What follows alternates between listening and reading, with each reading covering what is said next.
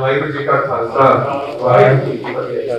पहले तो मैं इंस्टीट्यूट के मैनेजमेंट को खास करके धन्यवाद कहना चाहूँगा कि मैंने मौका दिता आप सब ਦੇ ਜਾਣਕਾਰ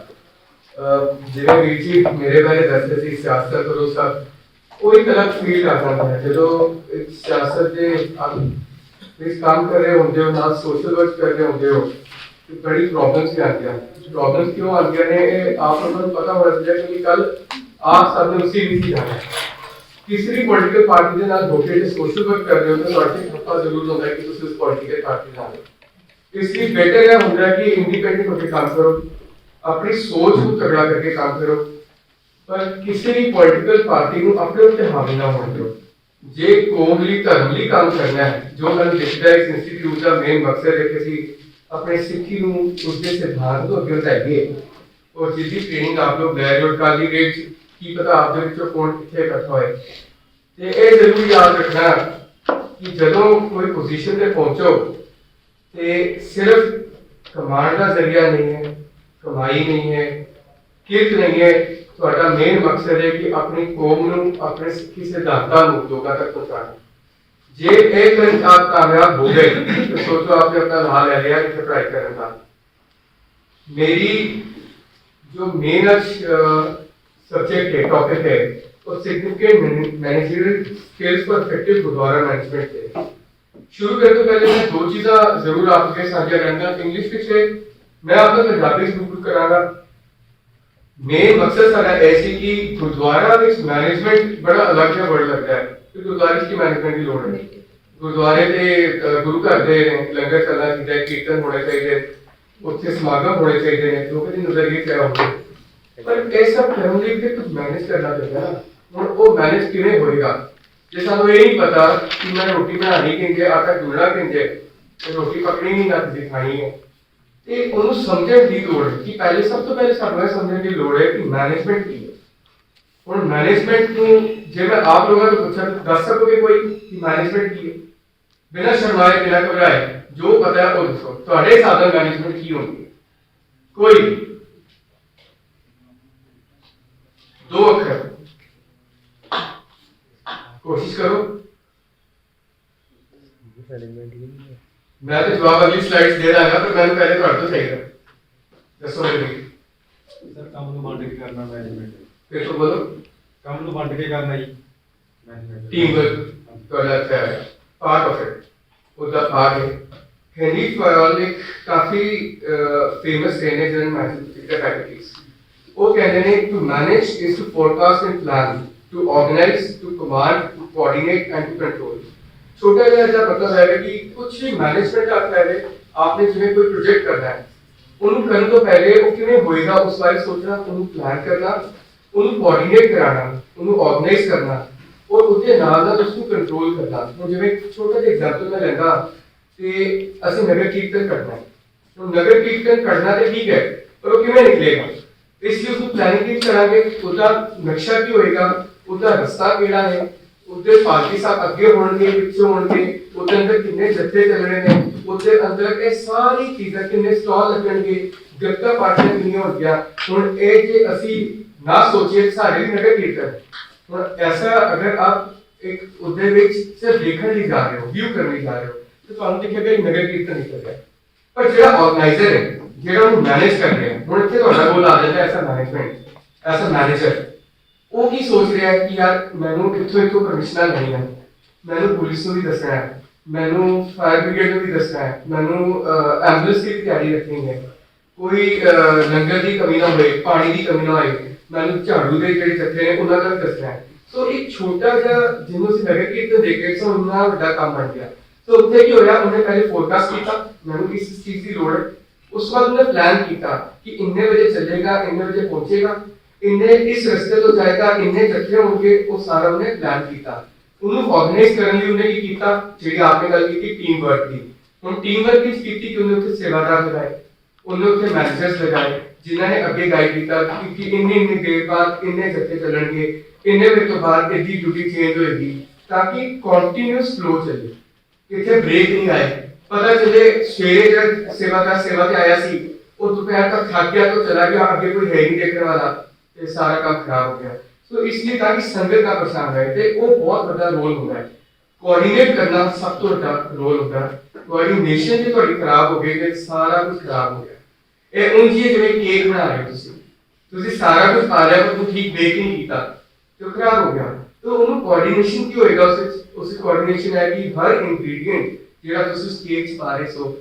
उसी मात्रा च होना चाहिए जितनी उन्होंने लोड़ है और उन्होंने कंट्रोल करना उच्च मैनेजर का काम होता है, सीनियर मैनेजर का काम होता है। ताकि आप एक कंपनी हिरार्की देखते हो कि उत्ते टॉप मैनेजमेंट होती है, मिडिल मैनेजमेंट होती है, लोअर मैनेजमेंट होती है। गुरुद्वारा साहब तो भी होती है, मैं तो आपके साथ ऐसे ही लुई एलन है कि उन्होंने इसी तरह बोला है function of management is to plan, coordinate, motivate,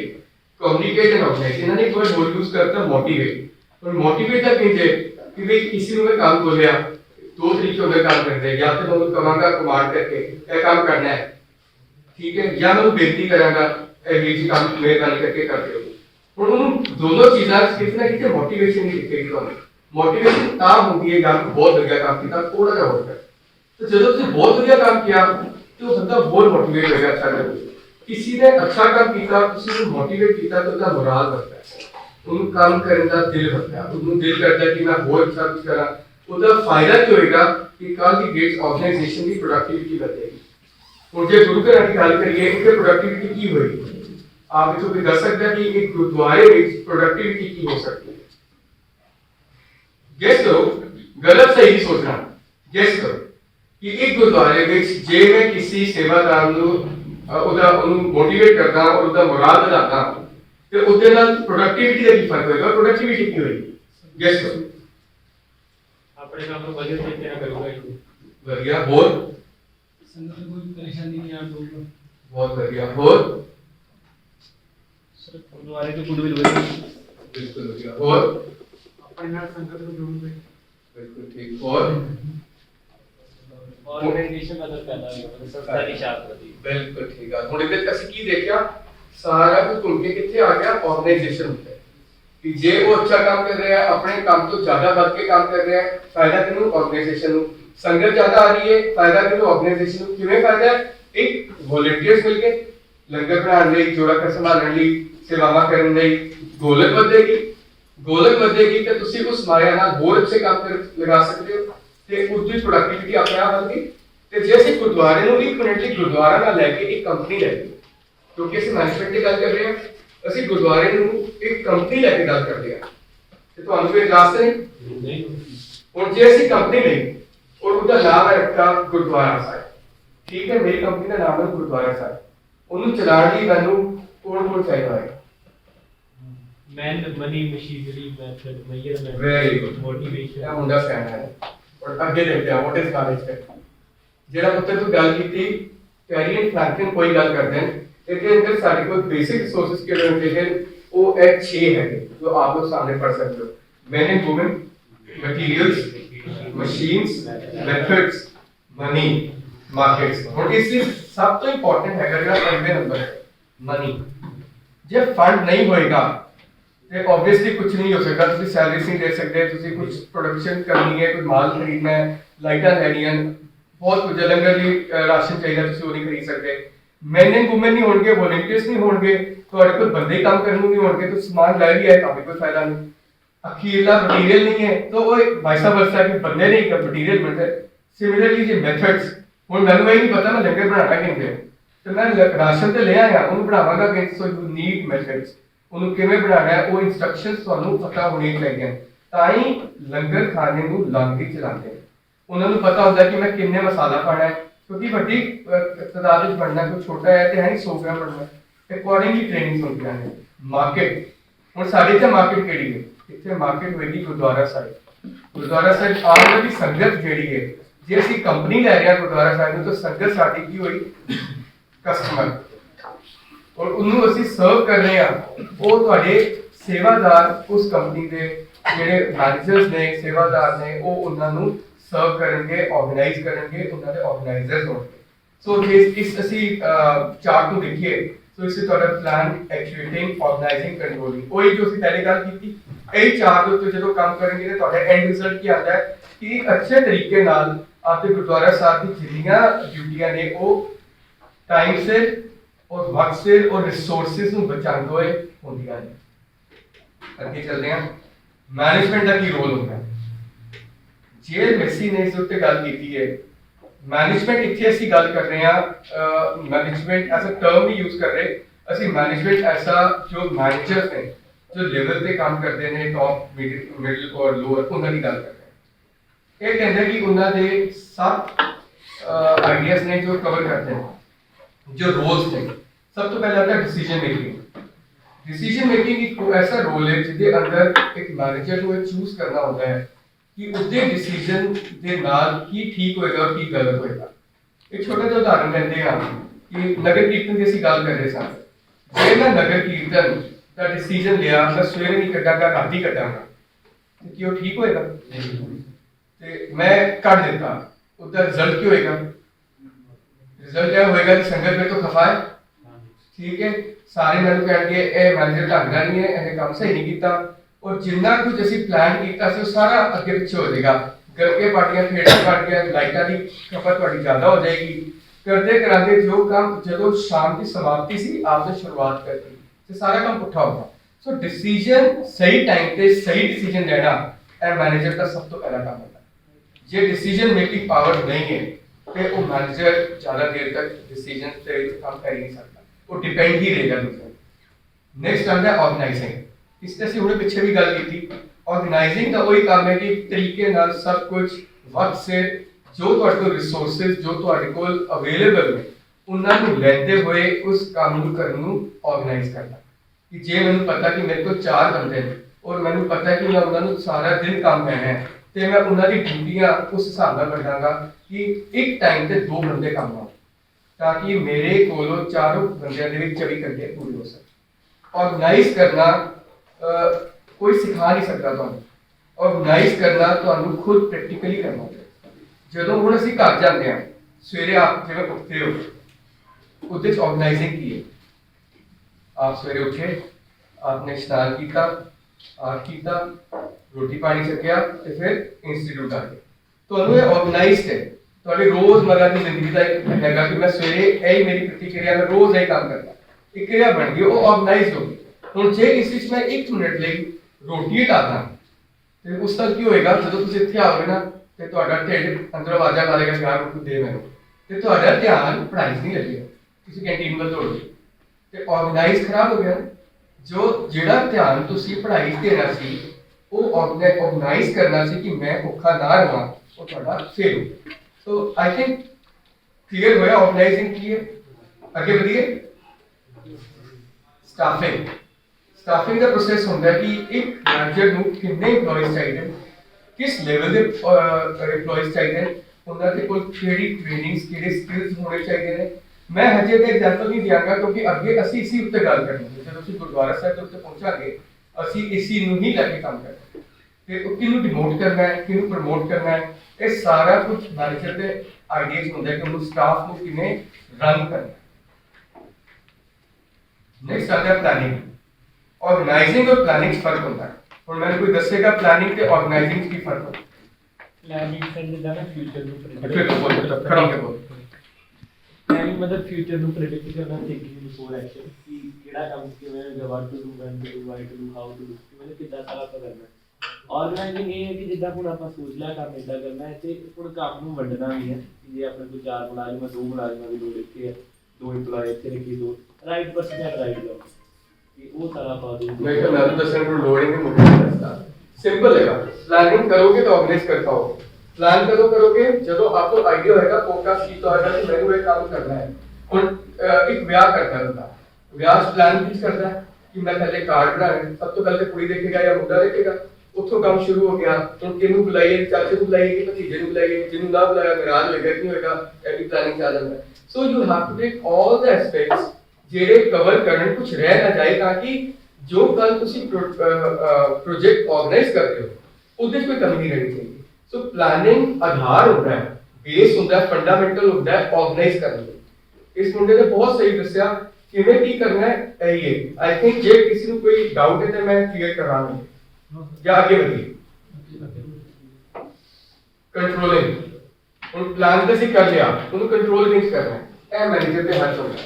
ਉਹਨੇ ਕਿੰਨੇ ਹੁਣ ਫॉर ਐਗਜ਼ਾਮਪਲ ਮੈਂ ਇੱਕ ਗੱਲ ਕਰਦਾ ਸਟੀਮ ਇੰਜਨ ਦੇ ਵਿੱਚ ਮੈਨੂੰ ਕਿੰਨੀ ਸਟੀਮ ਰੱਖਣੀ ਹੈ ਤਾਂ ਕਿ ਮੇਰਾ ਜਿਹੜਾ ਬਲਾਸਟ ਤੱਕ ਹੈ ਸਟੀਮ ਇੰਜਨ ਕਿੰਨੇ ਤੇ ਮੇਨਟੇਨ ਰੱਖਣੀ ਹੈ ਤਾਂ ਕਿ ਮੈਨੂੰ ਉਸਦੀ ਆਊਟਪੁੱਟ ਸਭ ਤੋਂ ਜ਼ਿਆਦਾ ਮਿਲੇ ਕਿ ਪਾਣੀ ਦਾ ਬੋਇਲਿੰਗ ਟੈਂਪਰੇਚਰ ਮੈਂ ਕਿੰਨਾ ਮੇਨਟੇਨ ਕਰਾਂ ਕਿ ਮੈਕਸਿਮਮ ਸਾਧਨ ਵਿੱਚ आगे स्टीम क्रिएट हुए जिस तरह मेरी अगे प्रोडक्टिविटी में फर्क ना पे और उन्हें एनर्जी मिलती है सो इनको कंट्रोल करना उस पर नजर रखना कि कुछ हिलेगा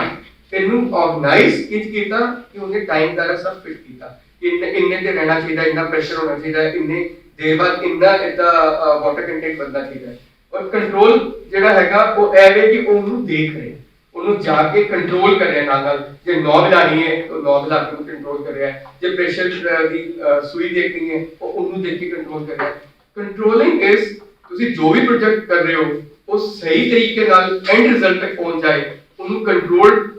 ਪ੍ਰੋਸੈਸ ਨਾਲ ਕਿਵੇਂ ਚਲਾਣਾ ਹੈ ਉਹਨੂੰ ਕੰਟਰੋਲ ਕੀਤੇ नेक्स्ट आता है कम्युनिकेटिंग और कम्युनिकेशन एक ऐसी चीज है जिसका बहुत बड़ा रोल होता है मैं आपके काज कहा कि मेरा नाम गुरप्रीत है और मैंने पक्का पता है कि जब उत्थे पहुंचेगा ना तो उत्थे रह जाएगा कि मेरा नाम प्रीत है रीजन क्या होता है कि असि अद्धी गल सुनते हैं छोड़ जाते हैं असि गैस मारते हैं एक ह्यूमन टेंडेंसी है साइकोलॉजी है ह्यूमन साइकोलॉजी है we just grasp the things we guess communication किसी भी ऑर्गेनाइजेशन में प्रॉपर होनी बहुत जरूरी है जे अपर मैनेजमेंट तो लोअर मैनेजमेंट तक कम्युनिकेशन गैप हैगा तो उस कंपनी च कभी भी प्रोडक्टिविटी अपस्किल नहीं हो सकती क्योंकि आपस में ही उन्हां दे प्रॉब्लम्स रहंदियां they not be able to understand कि की मैसेज अगे कन्वे होना चाह रहा है सो कोई भी कंपनी चलानी होए जे मैं गुरुद्वारा साहब की गल करा मैं एक छोटा सा एग्जांपल देना सी इस टाइप के आवांगे एक छोटा सा एग्जांपल है सवेरे अखंड पाठ साहब का भोग पैना है हेड ग्रंथी साहब बोल गए कि 1 किलो देग तैयार करनी है ठीक है सेवादार ने सुनिया देग तैयार करनी है उन्हें 250 ग्राम देग तैयार करके रख दी हुण जदों उत्थे जिन्हां ने अखंड पाठ साहब रखिया सी वो सज्जण आए उन्हां दी संगत ज्यादा सी देग पै गई घट उस समय की करोगे सो उस कम्युनिकेशन के कारण जो ऑर्गेनाइज करना सी जो कंट्रोल करना सी जो प्लान करना सी सब फेल हो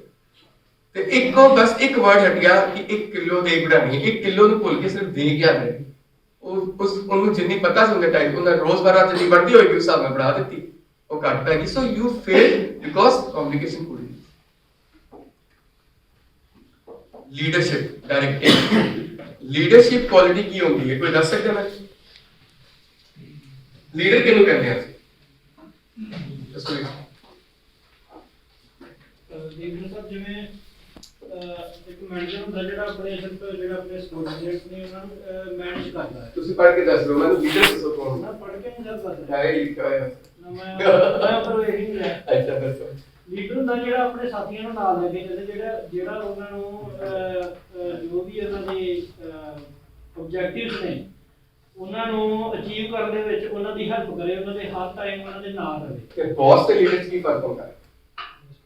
बॉस के सब वही है जो एक सिर्फ कमांड देता है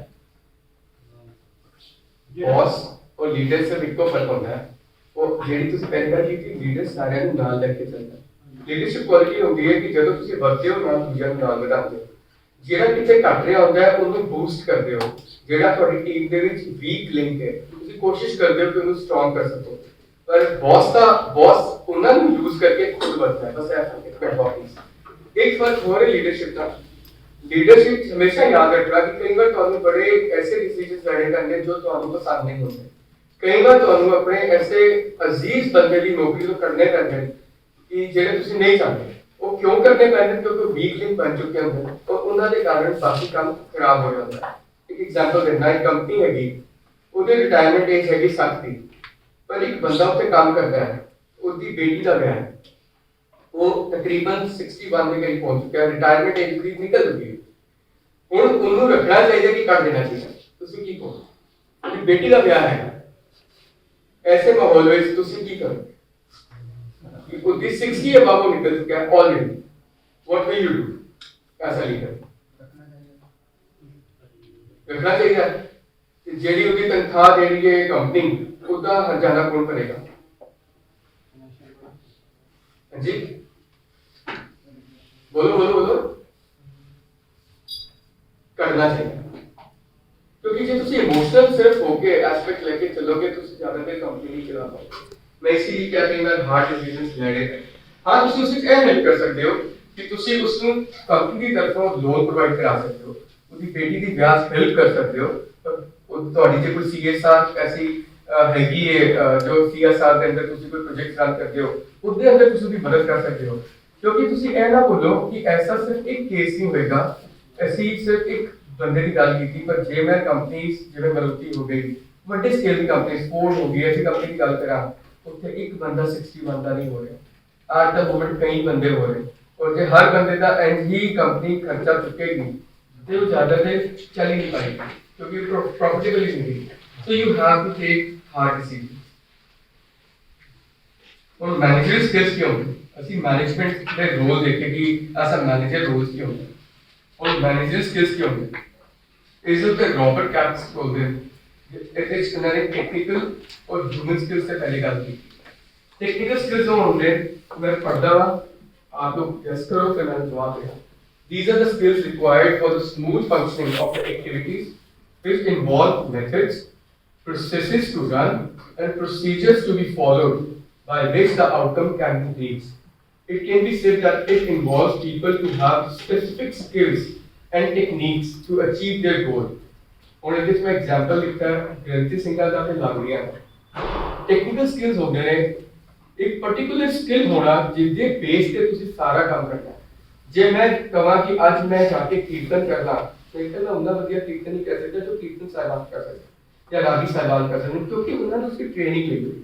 ਉਹਨਾਂ ਨੂੰ ਇਹ ਪਤਾ ਕਿ ਕਿਹੜੇ ਸ਼ਲੋਕ ਨੇ ਕਿਹੜੀ ਬਾਣੀ ਹੈ ਕਦੋਂ ਬਾਣੀ ਕਰਨੀ ਹੈ ਮੈਂ ਵਿਆਹ ਦੇ ਉੱਤੇ ਜੇ ਗਲਤ ਬਾਣੀ ਪੜ ਜਾਵਾਂ ਜਾਂ ਭੋਗ ਦੇ ਉੱਤੇ ਵਿਆਹ ਦੀ ਬਾਣੀ ਪੜ ਜਾਵਾਂ ਤਾਂ ਸੋਚੋ ਮੇਰਾ ਕੀ ਹਾਲ ਹੋਵੇਗਾ तो इसलिए वो टेक्निकल स्किल उस जॉब ਲਈ ਹੋਣਾ ਬਹੁਤ ਜ਼ਰੂਰੀ ਹੈ ਇੱਕ ਕੰਪਨੀ ਨੂੰ ਦੇਖ ਕੇ ਕਰੀਏ ਕਿਉਂਕਿ ਅਸੀਂ ਗੁਰਦੁਆਰਾ ਸਾਹਿਬ ਦੀ ਕੰਪਨੀ ਲਿਆ ਸੀ ਤੇ ਉਹਦੇ ਵਿੱਚ ਅਸੀਂ ਇਸ ਸਮੇਂ ਗੱਲ ਕਰਦੇ ਪਏ ਹਾਂ ਕੀਰਤਨੀਏ ਸਿੰਘਾਂ ਦੀ ਰਾਗੀ ਸਾਹਿਬਾਨਾਂ ਦੀ ਤੇ ਉਹਨਾਂ ਦਾ ਜੌਬ ਸੈਟ ਕੀ ਹੈ ਸਕਿੱਲ ਸੈਟ ਕੀ ਹੈ ਉਹ ਹੈਗਾ ਕੀਰਤਨ ਇੱਕ ਤੇ ਉਹਨਾਂ ਨੂੰ ਯਾਦ ਹੋਣਾ ਚਾਹੀਦਾ ਬਾਣੀ ਯਾਦ ਹੋਣੀ ਚਾਹੀਦੀ ਹੈ ਦੂਜਾ ਕਦੋਂ ਕਿਹੜੀ ਬਾਣੀ ਪੜ੍ਹਨੀ ਹੈ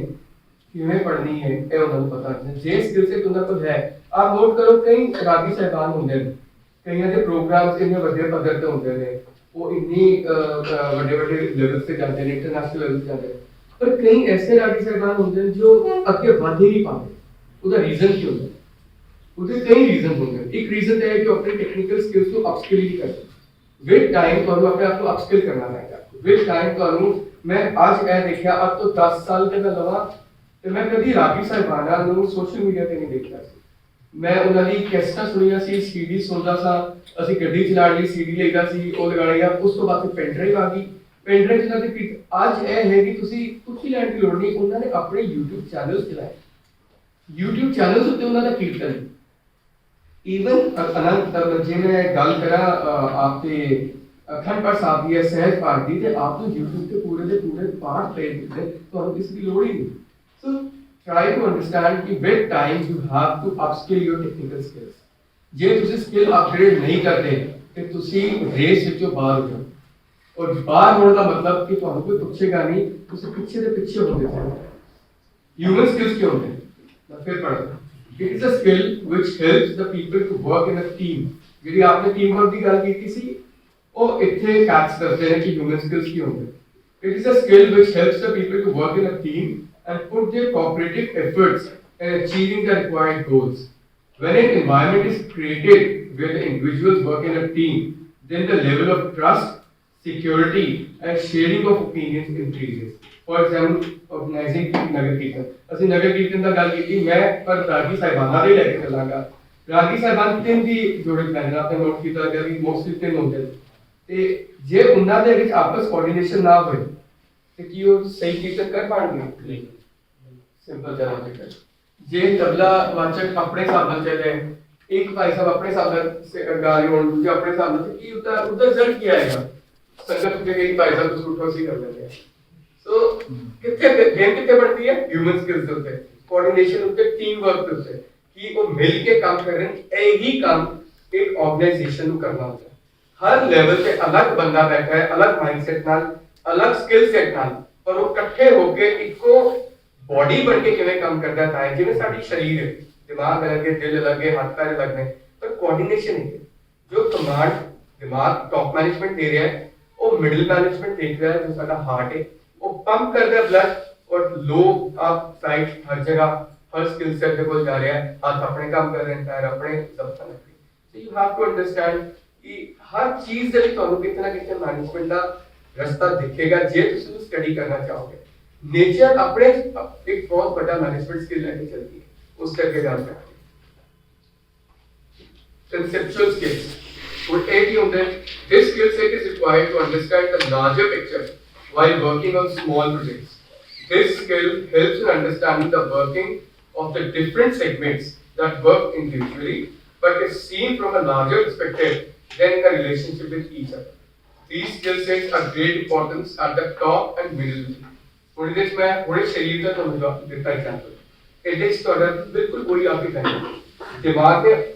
कमांड दी और मैं चलना शुरू किया। जो मैं चल रहा मेरे हाथ पैर सब अपने अलग अलग चल रहे हैं, पैर अलग चल रहे हैं, हाथ अलग चल रहे हैं, पर पूरा क्यों हो रहा है एक शरीर का। सो एक कंसेप्चुअल होता है जो टॉप मैनेजमेंट काम करती है वो फॉर एग्जांपल कंपनी का लेंगे आप एक डिजाइन हो रही है गड्डी और एक गड्डी ਨੂੰ ਜਦੋਂ ਮਾਰੂਤੀ ਸੁਜ਼ੂਕੀ ਦੇ ਸੇ ਗੱਡੀ ਡਿਜ਼ਾਈਨ ਕਰੀ ਉਸ ਤੇ ਕੀ ਹੋਏਗਾ ਆਈਟੀ ਸੈੱਲ ਉਹਨੂੰ ਪਹਿਲੇ ਡਿਜ਼ਾਈਨ ਕਰੇਗਾ डिजाइनर बैठ के उन्होंने फोटोशॉप उत्ते या जिंज भी करके उसका एक डिजाइन बनाएंगे उस तो बाद उसका 3D मॉडल बनेगा 3D मॉडल का अलग डिजाइन डिपार्टमेंट है वो बनाएगा इलेक्ट्रिकल अलग काम कर रहा है मैकेनिकल अलग कर रहा है इलेक्ट्रॉनिकल अलग कर रहा है एंड रिजल्ट की हो रहा है तो हमें गड्डी तैयार मिल रही है जिन्हें तुम सेल्फ मारते हो और चल जाते हो सो किन्निया ने काम किया और ता जाके एंड रिजल्ट निकलिया बट वो एंड रिजल्ट ता निकलिया क्योंकि सारी बॉडी एक बन के काम की टॉप मैनेजमेंट ने जो बोलिया थल्ले पूरा एक शरीर बन के बाकी कंपनी ने काम किया कोई गुरुद्वारा साफ हो गया असिस्ट करके कर दिया design skills what are they पहली गल ते टॉप मैनेजमेंट दा हैगा उन्होंने उनका स्किल सेट है उन्होंने यूज करना होता है और एक चौथा ऐसा स्किल्स के दसया सी हार्वर्ड ने और हिंस ने जो पहले रॉबर्ट ने नहीं दसया सी ही एडेड दिस इन इस के अंदर this skill gives ability to the managers to see the problems in an organization and along with that they can also find out the reasons that gave birth to these problems. Once the root cause of the problem is identified, then the manager can rectify this particular problem and hence benefit the organization. Example लेते हैं गुरुद्वारा साहब ले लेते हैं बिजली का bill है संगत आती है जोड़ा काट के एसी रख है और संगत आती है गर्मी बड़ी लगती है एसी ऑन कर दी है एसी तो ऑन होता है और उधर का बिजली का बिल तो उठा रहा है और बिल तो उड़ रहा है वैसे सब परेशान है कि बिल कौन देगा क्योंकि इतनी गोलक नहीं आ रही चढ़क नहीं है खर्चा कितना होएगा so what can you do और इसी की डिजाइन कैपेबिलिटी कर सकते कोई आईडिया दे सकते हैं किसी एग्जांपल की हो सकता है पक्के कर शुरू कर देंगे की होता है इसी बात में आके फिर पक्के शुरू कर देंगे संगत नाराज हो जाएगी उसे गुरुद्वारे बंद बुला लिया गर्मी मार रहे हो संगत ने लगाता प्रेमी लगा के गए थोड़ा थोड़ी है गुरुद्वारा बोलो कोई और बोलो शाबाश ट्राई करो की रिजल्ट बोल बहुत सारा बोल रहा है तो विद्यार्थी बोल रहा बड़ा बढ़िया बोल रहा सोलर सिस्टम हाँ जी याद से देखिए ਜਦੋਂ ਆਪਸ ਗੱਲ ਕਰਾਂਗੇ ਸਾਰਾ ਕੁਝ ਤਾਂ ਜ਼ਰੂਰ ਨਿਕਲੇਗਾ ਸੋ ਹੁਣ ਮੈਨੇਜਰ ਸਾਹਿਬ ਨੇ ਜੀ ਸੋਲਰ ਸਿਸਟਮ ਲਗਾਣਾ ਹੈ ਸੋਲਰ ਸਿਸਟਮ ਵੀ ਨੋਟ ਕਿੱਥੋਂ ਆਣਗੇ ਜੀ ਸੰਗਤ ਨਹੀਂ ਦੇ ਰਹੀ ਫਿਰ ਕੀ ਕਰੋਗੇ ਆਪਣੀ ਜੇ ਕੋਈ ਮਗਲ ਹੈ ਹੀ ਨਹੀਂ ਸਾਰੇ ਕੋਲ ਸਾਈਕਲ ਤੇ ਆਉਂਦੇ ਹਾਂ ਹੁਣ ਇਹਦੇ ਤੁਸੀਂ ਕੀ ਕਰੋਗੇ ਤੁਸੀਂ ਫੰਡ ਰੇਜ਼ਿੰਗ ਕਰੋ ਜਿਹੜਾ ਮੈਨੇਜਰ ਸਾਹਿਬ ਨੇ ਉਹ ਪਹਿਲੇ ਸੰਗਤ ਨੂੰ ਦੱਸਣਗੇ ਕਿ ਅਸੀਂ ਗੁਰੂ ਘਰ ਦੇ ਕਰਨਾ ਚਾਹੁੰਦੇ ਹਾਂ ਸੰਗਤ ਕੁਝ ਹਿੱਸਾ ਪਾਏਗੀ ਹੋ ਸਕਦਾ ਕੋਈ ਐਸਾ ਪ੍ਰੇਮੀ ਹੋਏ ਜੋ ਕਹੇ ਠੀਕ ਹੈ ਜੀ ਉਹਨੂੰ ਬਿਜ਼ਨਸ ਮਾਡਲ ਦੱਸਿਆ ਉਹ ਕਹਿੰਦਾ ਠੀਕ ਹੈ ਜੀ ਮੈਂ ਮੈਨੇਜਰ ਸਾਹਿਬ ਪੂਰਾ ਲਗਾ ਕੇ ਦਿਆਂਗਾ ਸਭ ਕੁਝ ਮੇਰਾ ਖਰਚਾ ਮੇਰਾ 25 ਸਾਲ ਦਾ ਮੈਂ ਤੁਹਾਡਾ ਕੰਟਰੈਕਟ ਕਰ ਲਿਆ ਗੱਲ ਮੁੱਕੀ ਬਿਜਲੀ ਦਾ ਬਿੱਲ ਮੈਂ ਦਿਆਂਗਾ ਤੁਸੀਂ ਮੈਨੂੰ ਇੰਨੇ ਰੁਪਏ 4 ਰੁਪਏ 5 ਰੁਪਏ ਯੂਨਿਟ ਦੇ ਦਿਓ ਮੈਨੇਜਰ ਸਾਹਿਬ ਖੁਸ਼ ਨੇ ਕਿ ਨਾ ਮੇਰਾ ਖਰਚਾ ਹੋਇਆ 25 ਸਾਲ ਦੀ ਬਿਜਲੀ ਵੀ ਫ੍ਰੀ ਹੈ ਮੇਰੀ ਜਿੱਥੇ ਬਿਜਲੀ ਦਾ ਰੇਟ ਸਾਨੂੰ 9 ਰੁਪਏ ਭਾਈ ਸਾਹਿਬ ਮੇਰੇ ਕੋਲ 5 ਰੁਪਏ ਮੰਗ ਰਹੇ ਸੋ ਇਹ ਸੌਦਾ ਠੀਕ ਹੈ ਕਿ ਗਲਤ ठीक लग रहा है ना पक्की गल है तो डन कर दी है संगत ऐसी चलता रहेगा हो गया देखा है तो ਇਹ ਤੁਸੀਂ ਕਿਵੇਂ ਕੀਤਾ ਇਹਦੇ ਤੁਹਾਡੇ ਡਿਜ਼ਾਈਨ ਸਕਿੱਲ ਕੰਮ ਤੁਸੀਂ ਰਸਤਾ ਕੱਢਦੇ ਹੋ ਤੁਸੀਂ ਦੇਖਦੇ ਹੋ ਕਿ ਮੈਂ ਕਿਵੇਂ ਕਰ ਸਕਦਾ ਕੋਈ ਸੰਗਤ ਦੇ ਫੰਡਿੰਗ ਆਈ ਜੇ ਉਹ ਫੰਡਿੰਗ ਜਿਹੜੀ ਆਈ ਉਸ ਦਾ ਤੁਸੀਂ ਬਿਜਲੀ ਦੇ ਬਿੱਲ ਜਿਹੜੇ ਬਕਾਇਆ ਸੀ ਤੁਸੀਂ ਪੇ ਕਰ ਲਏ ਔਰ ਨਾਲ ਹੀ ਤੁਸੀਂ ਅਜਿਹਾ ਬੰਦਾ ਢੂੰਢ ਲਿਆ ਜਿਹਨੇ ਉਹਨੂੰ ਬਿਜ਼ਨਸ ਮਾਡਲ ਮਿਲ ਗਿਆ ਸਾਡਾ ਕੀ ਗੱਲ ਹੈ ਅਸੀਂ ਤਾਂ ਆਪਣੇ ਜੇਬ ਤੋਂ ਖਰਚਦੇ ਆ ਉਹਨੂੰ ਬਿਜ਼ਨਸ ਮਾਡਲ ਮਿਲ ਗਿਆ ਅਸੀਂ ਮੇਨਟੇਨੈਂਸ ਕੀ ਕਰਦੇ ਅਸੀਂ ਉਹਨਾਂ ਨੂੰ ਲਗਾਉਂਦੇ ਵੀ ਕੱਲ ਬਾਂਦਰ ਆ ਕੇ ਉੱਤੇ ਪੈਨਲ ਤੋੜ ਜਾਂਦਾ ਬਿਜਲੀ ਕੁਝ ਵੀ ਪੈਂਦਾ ਪਾਣੀ ਤੇਜ਼ ਜ਼ਿਆਦਾ ਖਰਾਬ ਹੁੰਦਾ ਕੁਝ ਵੀ ਹੁੰਦਾ ਤੁਹਾਡੀ ਕੋਈ ਸਿਰਦਰਦੀ ਨਹੀਂ ਉਹਨੇ ਰਿਪੇਅਰ ਕਰਨਾ ਉਹਨੇ ਠੀਕ ਕਰਨਾ ਉਹਨੇ 25 ਸਾਲ ਦਾ ਤੁਹਾਡਾ ਐਗਰੀਮੈਂਟ ਕਰ ਲਿਆ ਕੱਲ 16 ਰੁਪਏ ਬਿੱਲ ਹੋਏ 20 ਰੁਪਏ ਯੂਨਿਟ ਹੋਏ ਤੁਸੀਂ ਉਹਨੂੰ ਚਾਰਜ ਕਰਦੇ ਇਹ ਦਿੱਲੀ ਸਿੱਖ ਗੁਰਦੁਆਰਾ ਮੈਨੇਜਮੈਂਟ ਕਮੇਟੀ ਨੇ ਲਗਾਇਆ ਸੀ ਸੋਲਰ ਪੈਨਲ ਇੱਕ ਜਾਂ 1.5 ਮੈਗਾਵਾਟ ਦਾ ਸੀ ਪਲਾਂਟ ਲਗਾਇਆ ਸੀ ਮੈਂ ਉਹਦਾ ਹਿੱਸਾ ਰਿਹਾ ਵਾ ਔਰ ਉਹਦਾ ਇੰਨਾ ਫਾਇਦਾ ਸਾਨੂੰ ਮਿਲਿਆ ਕਿ ਸਾਡੇ ਕਈ ਐਸੇ ਸਕੂਲਸ ਨੇ ਜਿਨ੍ਹਾਂ ਦਾ ਇਸ ਸਮੇਂ ਜ਼ੀਰੋ ਬਿੱਲ ਆਉਂਦਾ ਸੋ ਤੁਹਾਨੂੰ ਅਗੇ ਕੋਈ ਕਿ ਅਪਸਕਿਲ ਹੋਣਾ ਪਏਗਾ ਨਵੀਂ ਚੀਜ਼ਾਂ ਕਰਨੀਆਂ ਪੈਣਗੀਆਂ ਦਿਮਾਗ ਲਗਾਉਣਾ ਪਏਗਾ ਕਿ ਅਸੀਂ ਕਿਵੇਂ ਕਰ ਸਕਦੇ ਹਾਂ ਅੱਗੇ ਵਧਦੇ ਹਾਂ ਜੋ ਸਾਡਾ ਮੇਨ ਇਸ ਸਮੇਂ ਵਿਸ਼ਾ ਹੈ ਗੁਰਦੁਆਰਾ ਕੀ ਹੁੰਦਾ ਦੱਸੋ ਭਾਈ ਕਾਨ ਸਿੰਘ ਜੀ ਨਾਭਾ ਮਹਾਨ ਪੁਰਸ਼ ਜੀ ਕਹਿੰਦੇ ਨੇ ਕਿ ਗੁਰਦੁਆਰਾ ਉਹ ਸਥਾਨ ਹੈ ਜਿੱਥੇ ਭੁੱਖੇ ਨੂੰ ਰੋਟੀ ਜਿਹੜਾ ਜਗਿਆਸੂ ਆ ਉਹਨੂੰ ਆਤਮਿਕ ਸ਼ਾਂਤੀ ਤੁਸੀਂ ਕੀ ਕਹਿੰਦੇ ਹੋ ਨਾਭਾ ਜੀ ਦਾ ਮੈਂ ਪੜ੍ਹਿਆ ਹੋਇਆ ਤੁਸੀਂ ਮੈਨੂੰ ਕੀ ਕਹਿੰਦੇ ਗੁਰਦੁਆਰਾ ਮੁਕੱਦਸ ਸਥਾਨ ਹੈ ਜਿੱਥੇ ਕਿ ਮਤਲਬ ਆਪਾਂ ਨੂੰ ਆਤਮਿਕ ਸ਼ਾਂਤੀ ਮਿਲਦੀ ਹੈ ਕਿ ਜਿੱਥੇ ਰੂਹਾਨੀ ਖੁਰਾਕ ਮਿਲਦੀ ਹੈ ਆਪਾਂ ਨੂੰ ਸਰੀਰਕ ਖੁਰਾਕ ਮਿਲ ਜਾਂਦੀ ਹੈ ਤੇ ਉੱਥੇ ਇਹ ਹੈ ਕਿ ਇੱਕ ਤਰ੍ਹਾਂ ਦਾ ਵਿਦਿਅਕ ਅਦਾਰਾ ਵੀ ਹੈ ਪੁਰਾਤਨ ਸਮੇਂ ਤੋਂ ਉੱਥੇ ਵਿਦਿਆ ਮਿਲਦੀ ਹੁਣ ਤੇ ਲੋਕ ਸਮਾਂ ਮਸ਼ਹੂਰ ਹੈ ਤੇ ਮਤਲਬ ਕਿ ਜਿੱਥੇ ਮਨ ਨੂੰ ਜਾ ਕੇ ਸਕੂਨ ਮਿਲ ਜਾਂਦਾ ਸ਼ਾਂਤੀ ਮਿਲ ਜਾਂਦੀ ਹੈ ਉਹ ਗੁਰੂ ਸੋ ਜੇ ਅਸੀਂ ਨੂੰ ਬਰੀਫ ਵਿੱਚ ਕਰ ਲਈਏ ਅਸੀਂ ਇਹ ਕਹਿ ਸਕਦੇ ਹਾਂ ਕਿ ਗੁਰਦੁਆਰਾ ਸਾਹਿਬ ਇੱਕ ਐਸੀ ਜਗ੍ਹਾ ਹੈ ਜਿੱਥੇ ਅਸੀਂ ਧਾਰਮਿਕ ਦੇ ਨਾਲ ਨਾਲ ਜੋ ਦੁਨਿਆਵੀ ਚੀਜ਼ਾਂ ਨੇ ਉਹਦੀ ਵੀ ਪੂਰਤੀ ਕਰ ਸਕਦੇ ਹਾਂ ਕੁਝ ਹੱਦ ਤੱਕ ਅਸੀਂ ਇਹ ਨਹੀਂ ਕਹਿ ਸਕਦੇ ਹਾਂ ਕਿ ਜਿੱਥੇ ਅਸੀਂ ਗੁਰੂ ਗ੍ਰੰਥ ਸਾਹਿਬ ਦੀ ਕੋਟ ਲੈ ਕੇ ਉਹਨਾਂ ਦੀ ਗੁਰਬਾਣੀ ਦੇ ਅਧਾਰੇ ਨੂੰ ਅੱਗੇ ਰੱਖ ਕੇ ਕੰਮ ਕਰਦੇ ਹਾਂ ਪਰ ਉੱਥੇ ਕਿਤੇ ਨਾ ਕਿਤੇ ਵਕਤ ਅਨੁਸਾਰ ਬਦਲਦੇ ਹੋਏ ਸਾਨੂੰ ਗੁਰਦੁਆਰੇ ਦੀ ਨੀਡ ਨੂੰ ਵੀ ਬਦਲਣਾ ਪੈਂਦਾ ਹੁਣ ਇਹਦਾ ਐਗਜ਼ਾਮਪਲ ਅਸੀਂ ਅੱਜ ਕੱਲ੍ਹ ਦੇ ਦੌਰਾਨ ਹੀ ਦੇਖਿਆ ਕਿ ਜਿੱਥੇ ਵਿਆਹ ਹੁੰਦੇ ਸੀ ਜਾਂ ਭੋਗ ਪੈਂਦੇ ਸੀ ਉਹ ਹਾਲਾਂ ਦੇ ਵਿੱਚ ਵੈਕਸੀਨੇਸ਼ਨ ਸੈਂਟਰ ਖੋਲ੍ਹ ਦਿੱਤੇ ਗਏ ਤੇ ਇਹ ਵੀ ਗੁਰਦੁਆਰੇ ਦਾ ਕੰਮ ਸੀ ਮਤਲਬ ਜਦਕਿ ਇਹ ਗੁਰਦੁਆਰੇ ਦੇ ਵਿੱਚ ਨਹੀਂ ਆਉਂਦਾ ਇਹ ਗੁਰਦੁਆਰੇ ਦੀ ਐਸੀ ਐਕਟੀਵਿਟੀ ਨਹੀਂ ਹੈ ਪਰ ਤੁਸੀਂ ਇਸ ਨੂੰ ਇੱਕ ਐਕਟੀਵਿਟੀ ਬਣਾਤਾ ਤੁਸੀਂ ਕਈ ਜਗ੍ਹਾ ਸੁਣਿਆ ਹੋਗਾ ਕਿ ਮੁਸਲਮਾਨ ਭਰਾਵਾਂ ਨੂੰ ਸਾਡੇ ਨਮਾਜ਼ ਨਹੀਂ ਪੜ੍ਹਨ ਦਿੱਤੀ ਗਈ ਤੇ ਗੁਰਦੁਆਰਾ ਸਾਹਿਬ ਨੇ ਆਪਣੀ ਜਗ੍ਹਾ ਦੇ ਦਿੱਤੀ ਕਿ ਤੁਸੀਂ ਹੁਣ ਇਸ ਵਿੱਚ ਕੁਝ ਗਲਤ ਵੀ ਨਹੀਂ ਹੈ ਇਹ ਧਰਮ ਦੀ ਰੱਬ ਦੀ ਜੇ ਅੱਜ ਅਸੀਂ ਕਿਸੇ ਦੀ ਬਾਤ ਪੜ੍ਹਦੇ ਹਾਂ ਤੇ ਮੇਰੇ ਖਿਆਲ ਇਸ ਕੋਈ ਗਲਤ ਨਹੀਂ ਗੁਰੂ ਨਾਨਕ ਸਾਹਿਬ ਨੇ ਇਹ ਸਾਨੂੰ ਫਲਸਫਾ ਦਿੱਤਾ ਕਿ ਨਾ ਕੋ ਹਿੰਦੂ ਨਾ ਮੁਸਲਮਾਨ ਤੇ ਅਸੀਂ ਉਸੇ ਦੇ ਉੱਤੇ ਪਹਿਰਾ ਦੇ ਰਹੇ ਹਾਂ ਪਰ ਫਰਕ ਹੀ ਆ ਜਾਂਦਾ ਹੈ ਕਿ ਜਿੱਥੇ ਤੁਸੀਂ ਗੁਰੂ ਗ੍ਰੰਥ ਸਾਹਿਬ ਪੜ੍ਹ ਰਹੇ ਹੋ ਉੱਥੇ ਉਹ ਨਮਾਜ਼ ਅਦਾ ਕਰੋ ਤਰੀਕਾ ਬਦਲ ਗਿਆ ਪਰ ਰੱਬ ਸੋ ਗੁਰਦੁਆਰਾ ਦੀ ਜੋ ਪਰਿਭਾਸ਼ਾ ਇਹਨਾਂ ਨੇ ਦੱਸੀ ਉਹ ਤੇ ਹੈ ਹੀ ਹੈ ਇਹਦੇ ਨਾਲ ਉਹਦੇ ਅੰਦਰ ਕੀ ਐਕਟੀਵਿਟੀਜ਼ ਹੁੰਦੀਆਂ ਨੇ ਅਸੀਂ ਥੋੜਾ ਜਿਹਾ ਉਸ ਤੇ ਨਜ਼ਰ ਮਾਰਾਂਗੇ ਤਾਂ ਕਿ ਉਸੇ ਦੇ ਬੇਸ ਤੇ ਅਸੀਂ ਅੱਗੇ ਗੱਲ ਕਰਾਂਗੇ ਜੇ ਕੁਝ ਰਹਿ ਜਾਏ ਤੇ ਆਪਨੇ ਇਹਨੂੰ ਫਿਲ ਕਰਨਾ ਅਖੰਡ ਪਾਠ ਸਾਹਿਬ ਦੇ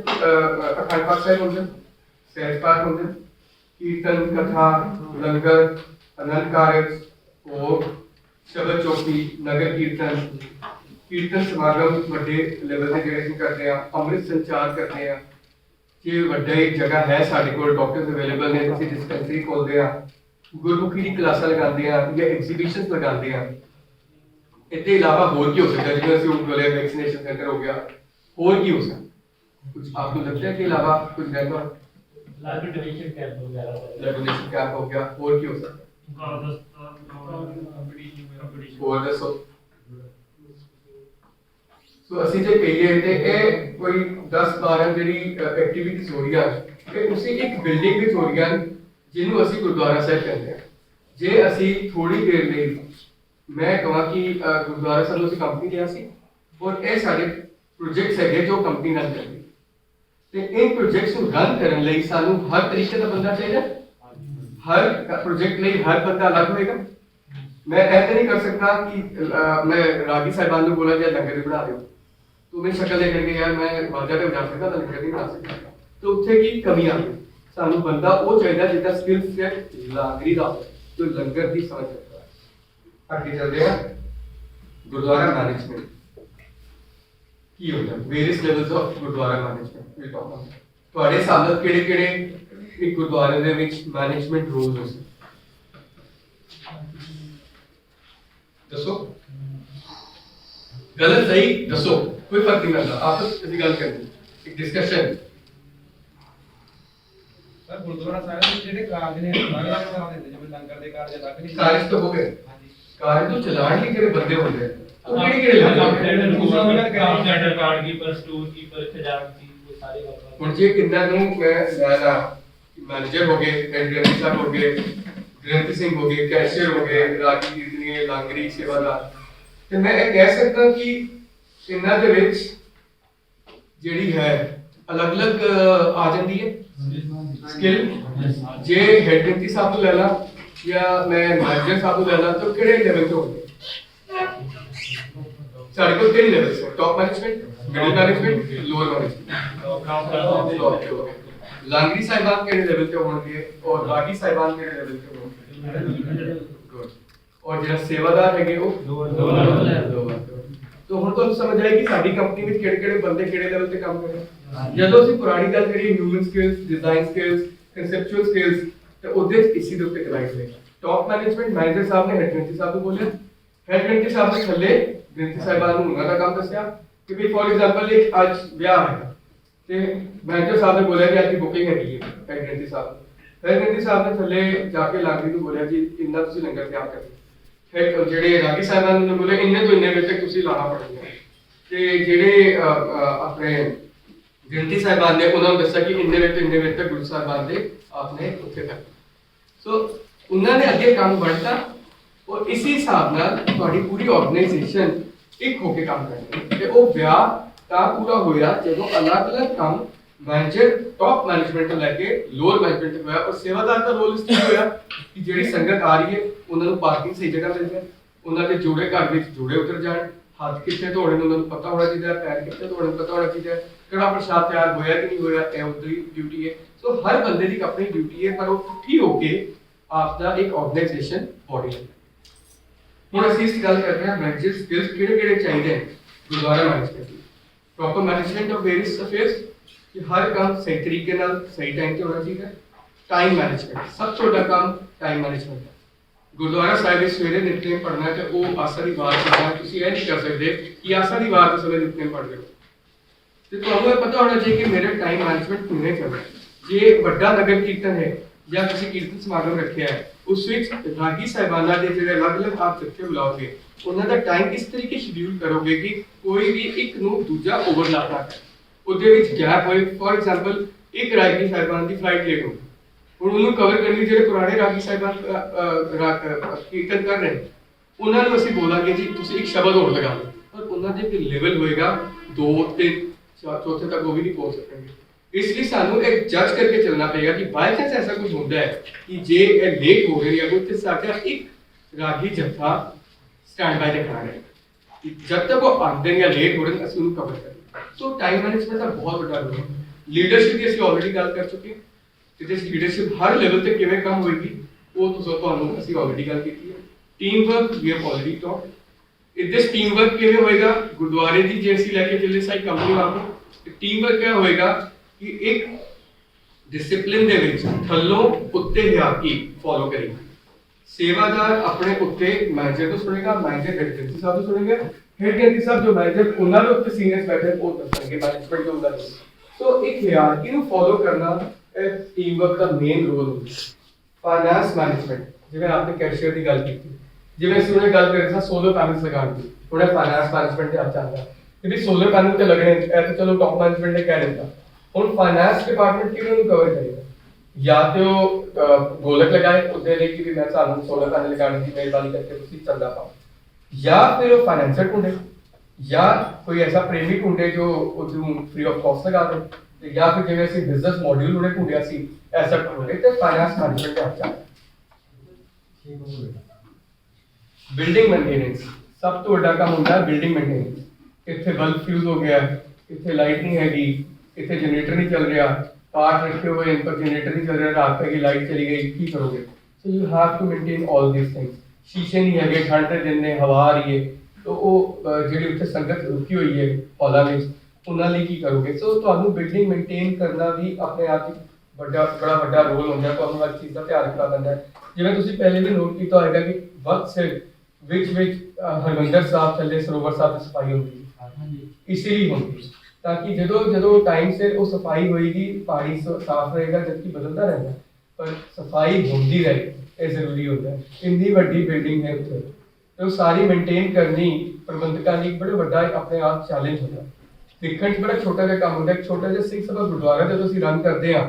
ਕਦੀ ਨੋਟ ਕਰੋ ਉਹਨੂੰ ਹੀ ਚਲਾਉਣ ਆਪਸ ਵਿੱਚ ਇੰਨੀ ਪ੍ਰੋਬਲਮ ਹੁੰਦੀ ਤੇ ਇੰਨੇ ਵੱਡੇ ਅਧਾਰੇ ਚਲਾਣੇ ਸਕੂਲ ਚਲਾਣੇ ਕਾਲਜਸ ਚਲਾਣੇ ਇਸ ਇੰਸਟੀਚਿਊਟ ਨੂੰ ਜਦੋਂ ਚਲਾਉਂਦੇ ਹੋਣਗੇ ਆਪਣੇ ਸੀਨੀਅਰਸ ਨੂੰ ਪੁੱਛਣਾ ਕਿ ਕਿੰਨੀ ਮਿਹਨਤ ਲੱਗਦੀ ਹੋਈ। तो इतने मैं खत्म करना है प्रेजेंटेशन। आपने कोई क्वेश्चंस ने तो मैं जो ਅਸੀਂ ਹੁਣੇ डिस्कस ਕੀਤਾ सारा आपके कोई ऐसे क्वेश्चंस ने तो मैं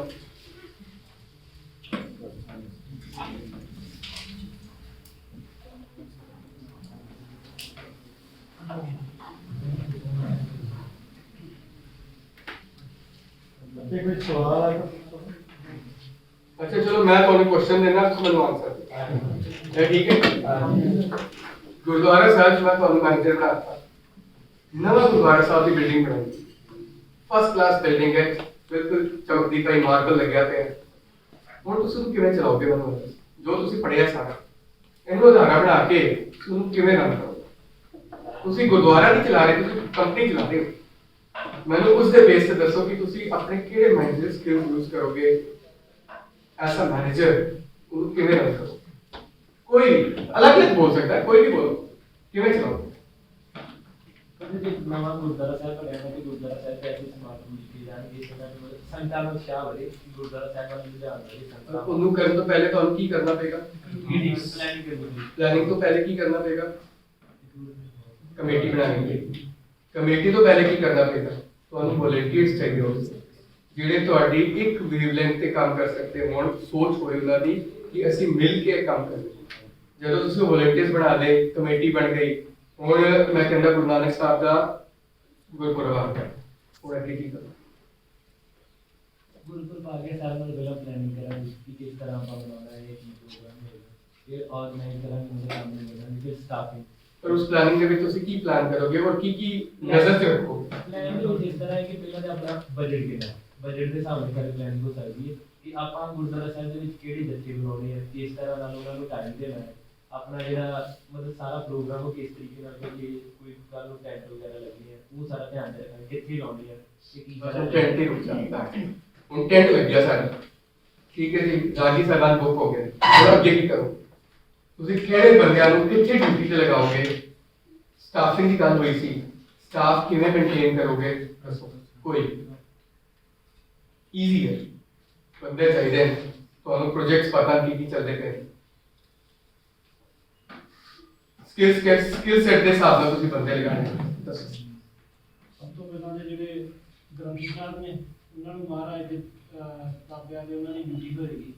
ਤੇ ਕਮ ਸੇ ਕਮ ਉੱਥੇ ਕਿੰਨਾ ਗ੍ਰੰਥੀ ਸਾਹਿਬ ਹੋਣਾ ਤੇ ਜਿਹੜੇ ਰਾਗੀ ਸਾਹਿਬਾਨ ਹੁੰਦੇ ਆ ਉਹਨਾਂ ਦੀ ਕਿਸਮ ਦੀ ਡਿਊਟੀ ਕਰਨਾ ਜਿਹੜੇ ਇਲੈਕਟ੍ਰੀਸ਼ੀਅਨ ਆ ਉਹਨਾਂ ਦੇ ਟੈਂਟ ਦੇ ਵਿੱਚ ਜਿੰਨੀਆਂ ਵੀ ਲਾਈਟਿੰਗ ਦਾ ਸਿਸਟਮ ਆ ਜਿੰਨਾ ਵੀ ਜੋ ਵੀ ਵਾਇਰਸ ਦਾ ਵਾ ਜਨਰੇਟਰ ਦਾ ਉਹ ਸਾਰਾ ਉਹ ਦੇਖਣਗੇ। ਫਿਰ ਜੋੜਾ ਘਰ ਦੇ ਜਿਹੜੇ ਆਪਣੇ ਸੇਵਾਦਾਰ ਹੋਣਗੇ ਜਿਹੜਾ ਆਪਾਂ ਟੈਂਪਰੇਰੀ ਜੋੜਾ ਘਰ ਬਣਾਇਆ ਹੈਗਾ ਉਹਨਾਂ ਦੀ ਡਿਊਟੀ ਉੱਥੇ ਹੋਏਗੀ। ਜਿਹੜੇ ਆਪਣੇ ਲਾਂਗਰੀ ਹੋਣਗੇ ਉਹਨਾਂ ਦੀ ਡਿਊਟੀ ਆਪਾਂ ਲੰਗਰ ਦੇ ਵਿੱਚ ਲਾ ਸਕਦੇ ਹਾਂ ਜੀ। ਪਾਰਕਿੰਗ ਵਾਲੇ ਇਸ ਤਰ੍ਹਾਂ ਆਪਾਂ ਪਾਰਕਿੰਗ ਮੈਨੇਜ ਕਰ ਸਕਦੇ ਹਾਂ ਕਿ ਟ੍ਰੈਫਿਕ ਵੀ ਆਪਣਾ ਕੰਟਰੋਲ ਹੋਵੇ ਇਸ ਤਰ੍ਹਾਂ ਆਪਾਂ ਉਹ ਇਹਦੇ ਚ ਅਸੀਂ ਨਾਲ ਦੇ ਸਾਰਾ ਕਰਨ ਦੇ ਜਿਹੜੀ ਉੱਥੇ ਦੀ ਅਥਾਰਟੀਜ਼ ਨੇ ਉਹਨਾਂ ਨੂੰ ਇਨਫੋਰਮ ਕਰਾਂਗੇ। ਹਾਂਜੀ ਠੀਕ ਹੈ ਫਾਇਰ ਬ੍ਰਿਗੇਡ ਕਰਾ ਉਹਨਾਂ ਨੂੰ ਇਨਫੋਰਮ ਕਰਾਂਗੇ ਪੁਲਿਸ ਨੂੰ ਇਨਫੋਰਮ ਕਰਾਂਗੇ ਐਂਬੂਲੈਂਸ ਕਰਾ ਉਹਨਾਂ ਨੂੰ ਚਿੱਠੀਆਂ ਪਾਵਾਂਗੇ ਕਿ ਇੰਜ ਅਸੀਂ ਪ੍ਰੋਗਰਾਮ ਕਰਦੇ ਪਏ ਆ ਸਾਨੂੰ ਤੁਹਾਡੀ ਲੋੜ ਹੈ ਔਰ ਇਹਦੇ ਵਿੱਚ ਚੀਫ ਗੈਸਟ ਬੁਲਾਓਗੇ ਕੋਈ ਹਾਂਜੀ ਤੇ ਚੀਫ ਗੈਸਟ ਨੂੰ ਪਲਾਨਿੰਗ ਵਿੱਚ ਲਿਆ ਸੀ ਕਿ ਨਹੀਂ ਲਿਆ ਸੀ ਸੋ ਕਿੱਥੇ ਅਸੀਂ ਮਿਸ ਕਰਕੇ ਚੀਫ ਗੈਸਟ ਤੇ ਅਸੀਂ ਜਦੋਂ ਪਲਾਨ ਕਰਾਂਗੇ ਤੇ ਉਹਦੇ ਅੰਦਰ ਜਦੋਂ ਅਸੀਂ ਇਹਨੂੰ ਰੀਚੈਕ ਕਰਾਂਗੇ ਕਿ ਅਸੀਂ ਕੋਈ ਪਲਾਨ ਕੀਤਾ ਹੈ ਉਹਨੂੰ ਆਰਗੇਨਾਈਜ਼ ਕਰਦੇ ਪਏ ਆ ਉਸ ਨੂੰ ਰੀਚੈਕ ਕਰਾਂਗੇ ਸਾਡਾ ਕੁਝ ਰਹਿ ਤੇ ਨਹੀਂ ਗਿਆ ਕਿਉਂਕਿ ਹਲੇ ਟਾਈਮ ਹੈਗਾ ਕਰਨ ਜਦੋਂ ਆਪਨੇ ਗੱਲ ਕੀਤੀ ਟੈਂਟ ਦੇ ਵਿੱਚ ਲਾਈਟਾਂ ਲੱਗੀਆਂ ਸਭ ਅਸੀਂ ਇਹ ਵੀ ਦੇਖਾਂਗੇ ਕਿ ਕੋਈ ਤਾਰ ਨੰਗੀ ਤੇ ਨਹੀਂ ਰਹਿ ਗਈ ਉਹਨੂੰ ਕਹੀਦਾ ਕੁਆਲਿਟੀ ਚੈੱਕ ਉਹ ਕੁਆਲਿਟੀ ਚੈੱਕ ਸਾਨੂੰ ਉਹ ਟਾਪ ਮੈਨੇਜਮੈਂਟ ਨੂੰ ਬੰਦੇ QA ਤੇ ਲਗਾਣੇ ਪੈਂਦੇ ਉਹ ਜਾ ਕੇ ਚੈੱਕ ਕਰਨ ਜਿਵੇਂ ਇਲੈਕਟ੍ਰੀਸ਼ੀਅਨ ਹੈ ਤੇ ਇਲੈਕਟ੍ਰੀਸ਼ੀਅਨ ਜਦੋਂ ਕੰਮ ਮੁਕਾ ਲੇ ਤੇ ਉੱਤੇ ਡਿਊਟੀ ਲਗਾਈ ਜਾਏ ਕਿ ਉਹਨੂੰ ਸਾਰੇ ਪਰ ਕਨੈਕਸ਼ਨਸ ਚੈੱਕ ਕਰ ਕੋਈ ਤਾਰ ਰਹਿ ਤੇ ਨਹੀਂ ਗਈ ਕੋਈ ਕਿਸੇ ਦੇ ਉੱਤੇ ਟੇਪ ਲੱਗੀ ਕਿ ਨਹੀਂ ਲੱਗੀ ਪੱਖਾ ਚੱਲ ਰਿਹਾ ਨਹੀਂ ਚੱਲ ਰਿਹਾ ਕਰੰਟ ਤੇ ਨਹੀਂ ਮਾਰ ਰਿਹਾ ਅਰਥਿੰਗ ਤੇ ਨਹੀਂ ਲੈ ਰਿਹਾ ਕਿਉਂ? ਕਿਉਂਕਿ ਉੱਥੇ ਬੱਚੇ ਵੀ ਆਉਂਦੇ ਤੇ ਤੁਸੀਂ ਇਹ ਨਜ਼ਰ ਰੱਖਣੀ ਹੈ। ਫਿਰ ਤੁਸੀਂ ਸਿਕਿਉਰਿਟੀ ਦਾ ਵੀ ਧਿਆਨ ਦੇਣਾ। ਸਿਕਿਉਰਿਟੀ ਦਾ ਧਿਆਨ ਕਿਉਂ ਦੇਣਾ ਹੈ? ਕਿਉਂਕਿ ਇੱਕ ਤਾਂ ਗੁਰੂ ਸਾਹਿਬ ਉੱਥੇ ਵਿਰਾਜਮਾਨ ਨੇ, ਦੂਜਾ ਤੁਸੀਂ ਗੋਲਕ ਵੀ ਉੱਥੇ ਇਕੱਠੀ ਕਰ ਰਹੇ ਹੋ, ਤੇ ਕੱਲ ਜਿਹੜੇ ਤੁਹਾਡੀ ਕਮੇਟੀ ਹੈ ਉਸ ਤੇ ਕੋਈ ਕਿੰਤੂ ਪਰੰਤੂ ਨਾ ਕਰੇ ਕਿ ਗੋਲਕ ਦੀ ਮਿਸਯੂਜ਼ ਹੋ ਗਈ, ਤੇ ਤੁਹਾਨੂੰ ਉਹ ਵੀ ਹਿਸਾਬ ਰੱਖਣਾ। ਉਹ ਹਿਸਾਬ ਕਿਵੇਂ ਰੱਖੋਗੇ?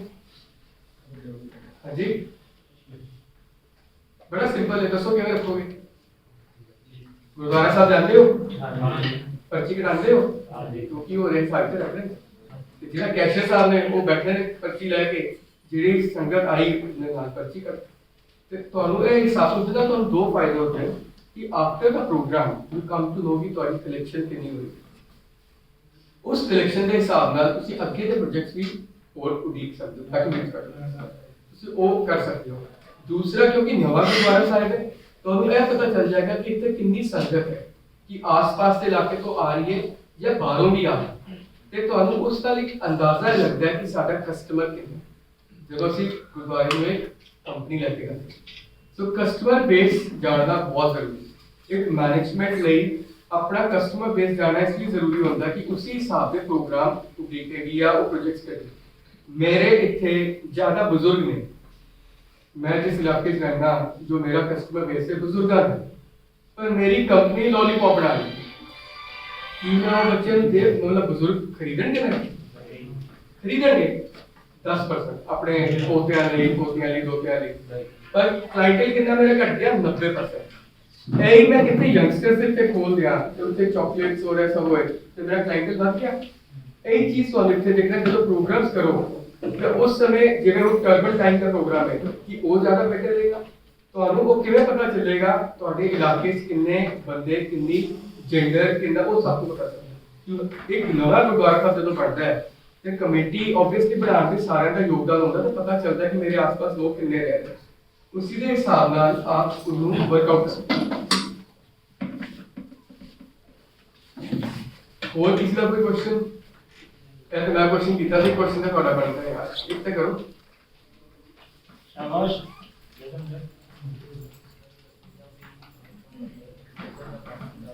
ਉੱਚਾ ਬੋਲੋ। ਇੱਕ ਮਿਸਟਰ ਦਾ ਕੰਮ ਹੁੰਦਾ ਉਹ ਸਟਾਫ ਕਰਦੀ ਪਰ ਸਟਾਫ ਰੱਖਣ ਤੋਂ ਬਾਅਦ ਕੋਈ ਅਜਿਹਾ ਕੰਮ ਨਹੀਂ ਤਾਂ ਕਿਹੜਾ ਕਰਨਾ ਚਾਹੀਦਾ ਕਿ ਉਹ ਸਟਾਫਿੰਗ ਜਿਹੜੀ ਆ ਉਹ ਗੁਰੂ ਸਾਹਿਬ ਦੇ ਭੈ ਪਾਣੀ ਵਿੱਚ ਚੱਲ ਕੇ ਕਰ। ਬਹੁਤ ਅੱਛਾ ਕੁਐਸਚਨ ਹੈ। ਇਹ ਬਹੁਤ ਵਧੀਆ ਕੁਐਸਚਨ ਹੈ ਕਿਉਂਕਿ ਅੱਜ ਦੇ ਟਾਈਮ ਵਿੱਚ ਇਹਦੀ ਬਹੁਤ ਲੋੜ ਹੈ। ਸਾਨੂੰ ਦੋ ਚੀਜ਼ਾਂ ਦਾ ਧਿਆਨ ਰੱਖਣਾ ਹੁੰਦਾ। ਦੇਖੋ ਤੁਸੀਂ ਜਦੋਂ ਸਟਾਫ ਰੱਖਦੇ ਹੋ, ਅਸੀਂ ਜਦੋਂ ਜਿਹੜਾ ਗੁਰੂ ਘਰ ਦੀ ਗੱਲ ਕਰਾਂ, ਮੇਰੀ ਗੱਲ ਦਾ ਬੁਰਾ ਆਗਣਾ ਮਨਾਣਾ ਬਣਾਣਾ, ਮੈਂ ਤੁਹਾਨੂੰ ਅਸੀਂ ਇੰਪਲੋਈਜ਼ ਰੱਖੇ ਹਾਂ। ਕੋਈ ਵੀ ਗੁਰੂ ਘਰ ਅੱਜ ਦੀ ਡੇਟ ਐਸੇ ਬਹੁਤ ਘੱਟ ਬੰਦੇ ਦਿਖਣਗੇ ਜੋ ਦਿਲੋਂ ਸੇਵਾ ਕਰਨ ਲਈ ਆਏ, ਜ਼ਿਆਦਾਤਰ 9 ਤੋਂ 5 ਦੀ ਨੌਕਰੀ ਲੈ ਕੇ ਆਏ। ਠੀਕ ਹੈ, ਹੁਣ ਉਹਦੇ ਜਿਹੜਾ ਆਪਨੇ ਕੁਐਸਚਨ ਕੀਤਾ ਕਿ ਕਿਵੇਂ ਅਸੀਂ ਉਹਨਾਂ ਤੋਂ ਕੰਮ ਕਰਾਈਏ ਕਿ ਉਹ ਗੁਰੂ ਸਾਹਿਬ ਦੇ ਪਹਾੜੀ ਵਿੱਚ ਚੱਲਣ, ਉਹਦੇ ਦੋ ਤਰੀਕੇ ਜਾਂ ਤਿੰਨ ਤਰੀਕੇ ਨੇ। ਇੱਕ ਉਹਨਾਂ ਦੀ ਰੈਗੂਲਰ ਟ੍ਰੇਨਿੰਗ ਹੈ, ਉਹਦੇ ਕਈ ਟ੍ਰੇਨਿੰਗ ਹੁੰਦੇ ਨੇ। ਐਥੀਕਲ ਟ੍ਰੇਨਿੰਗ ਹੋਣੀ ਚਾਹੀਦੀ ਹੈ, ਪਰਸਨੈਲਿਟੀ ਡਿਵੈਲਪਮੈਂਟ ਦੀ ਹੋਣੀ ਚਾਹੀਦੀ ਹੈ। ਹੁਣ ਸਾਨੂੰ ਪਰਸਨੈਲਿਟੀ ਡਿਵੈਲਪਮੈਂਟ ਦੀ ਟ੍ਰੇਨਿੰਗ ਗੁਰਦੁਆਰਾ ਸਾਹਿਬ ਕਿਉਂ ਚਾਹੀਦੀ? ਉਹਦਾ ਰੀਜ਼ਨ ਹੈ ਕਿ ਜਦੋਂ ਇੱਕ ਉੱਥੇ ਅਸੀਂ ਸੇਵਾਦਾਰ ਲਾਉਂਦੇ ਹਾਂ, ਜ਼ਿਆਦਾਤਰ ਇਹ ਦੇਖਿਆ ਗਿਆ ਕਿ ਉਸਦਾ ਐਜੂਕੇਸ਼ਨ ਲੈਵਲ ਹੁੰਦਾ ਨਹੀਂ ਹੁੰਦਾ, 10ਵੀਂ ਮੈਕਸਿਮਮ 12ਵੀਂ, ਇਸ ਤੋਂ ਉੱਤੇ ਬਹੁਤ ਘੱਟ ਹੁੰਦਾ ਹੈ। ਤੇ ਉਹਨੂੰ ਅੱਜ ਕੱਲ੍ਹ ਦਾ ਜਦੋਂ ਯੰਗਸਟਰ ਗੁਰਦੁਆਰੇ ਪੜ੍ਹਦਾ ਹੈ ਉਹ ਜਾਂਦਾ ਹੀ ਹਾਈ ਲੋ ਕਰ ਰਿਹਾ ਹੁੰਦਾ। ਹੁਣ ਪ੍ਰੋਬਲਮ ਕੀ ਆਉਂਦੀ ਹੈ? ਕਮਿਊਨੀਕੇਸ਼ਨ ਗੈਪ ਦੀ, ਜਿਹੜੀ ਅਸੀਂ ਗੱਲ ਕੀਤੀ। ਭਾਈ ਸਾਹਿਬ ਉਹਨੂੰ ਸਮਝਾ ਰਹੇ ਹੁੰਦੇ ਨੇ ਕਿ ਬਈ ਆਪਣੀ ਮਰਿਆਦਾ ਚੱਲੋ, ਉਹ ਪੁੱਛ ਰਿਹਾ ਹੁੰਦਾ ਕਿ ਵੀ ਮੈਂ ਕਿਉਂ ਚੱਲਾਂ, ਮੈਂ ਇੱਥੇ ਫੋਟੋ ਕਿਉਂ ਨਹੀਂ ਖਿੱਚ ਸਕਦਾ। ਹੁਣ ਉਹਨੂੰ ਕਿਵੇਂ ਸਮਝਾਏਗੇ ਕਿ ਵੀ ਫੋਟੋ, ਕਿਉਂਕਿ ਉਸਨੂੰ ਖੁਦ ਹੀ ਨਹੀਂ ਪਤਾ ਕਿ ਫੋਟੋ ਕਿਉਂ ਨਹੀਂ ਖਿੱਚ ਸਕਦਾ।